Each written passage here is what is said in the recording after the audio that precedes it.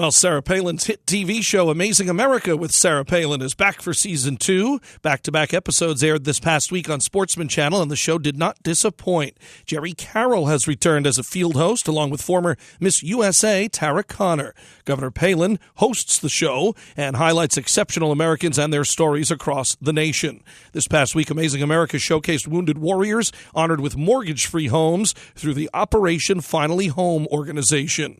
An inside look at the incredible Warrior Games, where wounded vets take part in wheelchair basketball and other sports to gain a sense of pride and normalcy despite catastrophic injury. And in true Palin fashion, the second new episode highlighted powerful firearms. The sharpshooting Gould brothers show off trick shot skills with Winchesters, while the Tracking Point Company shows off technology that allows shooters to hit targets 1,200 yards away. An exciting start to Amazing America with Sarah Palin. Tune into Sportsman Channel every Thursday for more episodes. To see any of the governor's posts in their entirety, including her Amazing America posts, visit Sarah Palin's Facebook page, follow her on Twitter at Sarah Palin USA, and visit sarahpalinchannel.com. It's time for Commonwealth Common Sense with Susan Stimson and Kevin Scholla. Hello, Susan. Welcome back. Hey, Kevin, it's nice to be here. All right, the good news is Martin Luther King Day. That's something to celebrate and something to be happy about. The bad news, the State of the Union address coming up, and it looks like more taxes coming with it. Surprise, surprise. Yeah. If you look at what they are rolling out and the messaging, again, the Democrats and President Obama are going to be leading on raising taxes, and the way that they always try to spin this is it's just going to be a tax on the wealthy. It's actually going to help the middle and lower class, but what is their definition of wealthy, and what does that do to the economy? You know, the economy does seem to be right on the edge of some improvement. So, of course, you know, the Democrat philosophy of higher taxes and higher spending, you got to kick that in before the economy can really start recovering. And the media right in Obama's back pocket on this one, too, like you said, spinning it, saying, oh, this is only going to help the middle class. So, you know, making people say, like, oh, sounds good. But, you know, it's funny. We talk about how radical he is in some ways and makes people like Bill Clinton and certainly John Kennedy look almost toward the middle. But here is where he falls right in line with his Democrat predecessors, right? Tax and spend, tax and spend. Well, one of the other points in this is he's going to greatly broaden the amount of inherited money that's subject to taxes. Well, there are many of the taxes that are puzzling to me, but on money that has already been taxed, just because someone dies, then a large portion of that, again, is taxed and taken away from families that's their inheritance. And it's just what is happening to our nation and our tax policy. It's so damaging, but more than anything, it's just continually chipping away and taking away our individual ability to make decisions for ourselves and our family. Those higher taxes, that's what it does.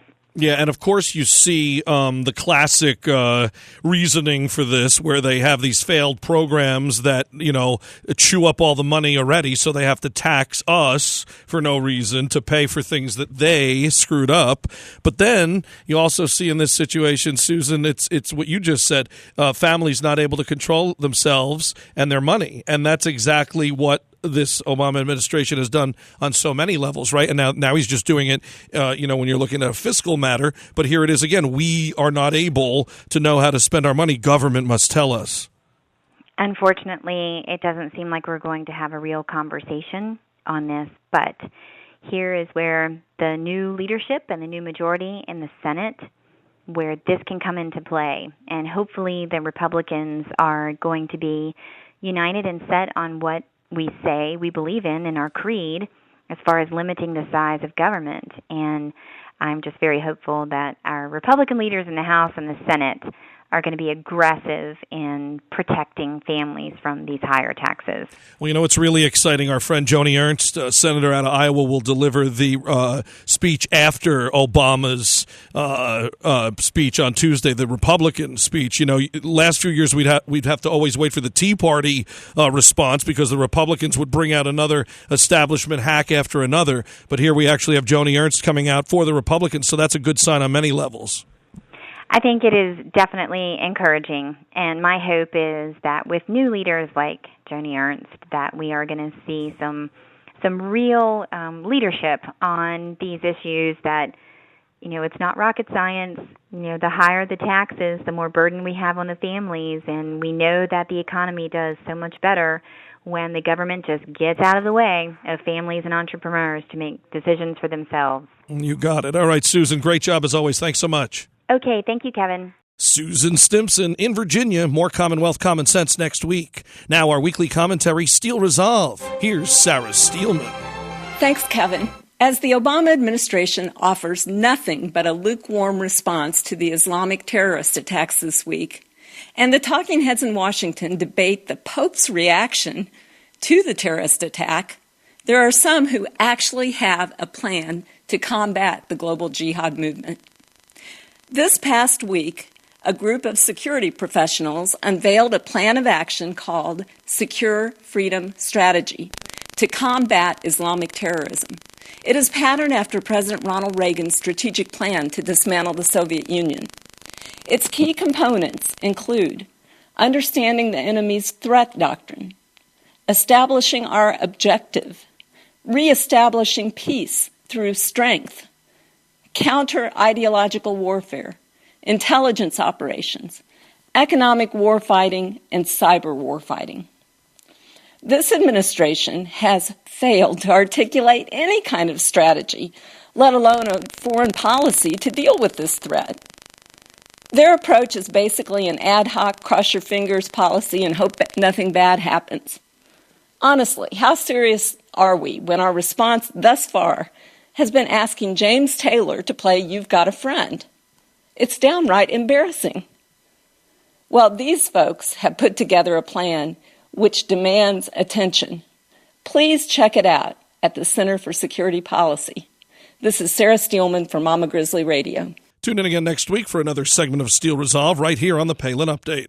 The Palin Update, including Commonwealth Common Sense and Steel Resolve, is on demand and available for download. So just head to mamagrizzlyradio.com, pick the show you want to hear, and you can listen anywhere, anytime.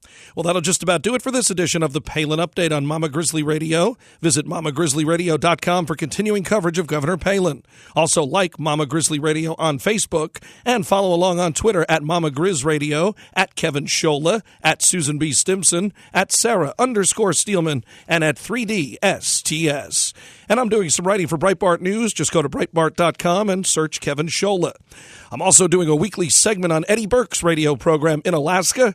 It's called Bear Facts and Grizzly Details with Kevin Scholla, and you can hear it Thursdays at 4:30 p.m. Alaska time. That's 8:30 p.m. Eastern. Tune into Hot Talk KOAN. Visit 1080KOAN.com. That's 1080KOAN.com. I want to thank Sarah Steelman, Susan Stimson, and everyone here at Mama Grizzly Radio. Thanks to Alveda King, and thank you for listening today. A special thanks to our sponsor, 3D Security and Training Academy. Visit 3dsta.com. Please be sure to join us again next time for another edition of the Palin Update on Mama Grizzly Radio. I'm Kevin Scholla. Have a pleasant day.